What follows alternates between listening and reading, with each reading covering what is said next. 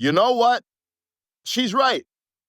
We should believe in the science, like the science from Johns Hopkins, who found that children who had high exposure to Tylenol in the womb were over 3.5 times more likely to later be diagnosed with autism. Or the scientists from Harvard, who released a systematic review of 46 studies that found a consistent association between acetaminophen exposure and autism. Those same scientists, by the way, discussed their findings with RFK Jr. We could also look at statements from Tylenol themselves saying that they don't recommend taking Tylenol while pregnant. Now look, these studies didn't prove that Tylenol causes autism. We only know they're associated.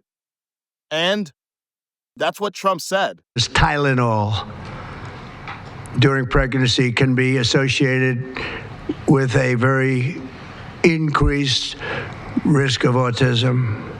He was on script when he said that, and that was the nuanced, appropriate thing to say. And then he went off script.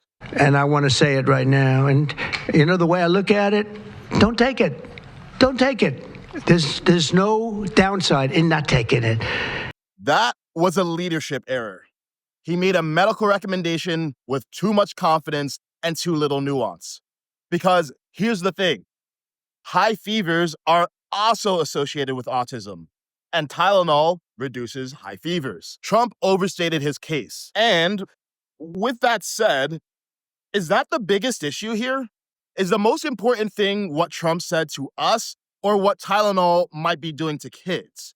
Right now, we only have proof of correlation, not causation. And here's the thing.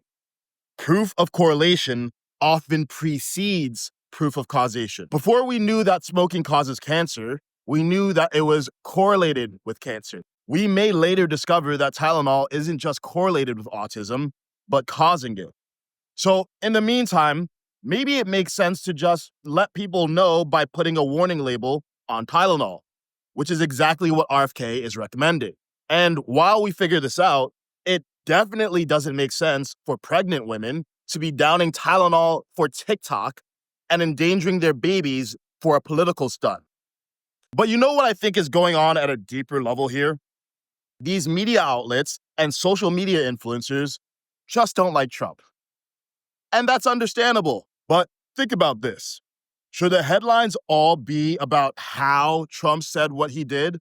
Or the fact that millions of pregnant women have been relying on Tylenol for decades and potentially inducing autism in their kids? Should the focus be on what Trump said or what Tylenol might be doing?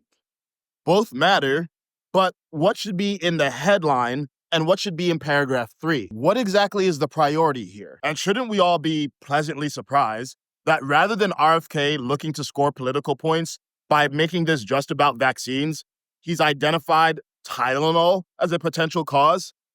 I mean, who expected that?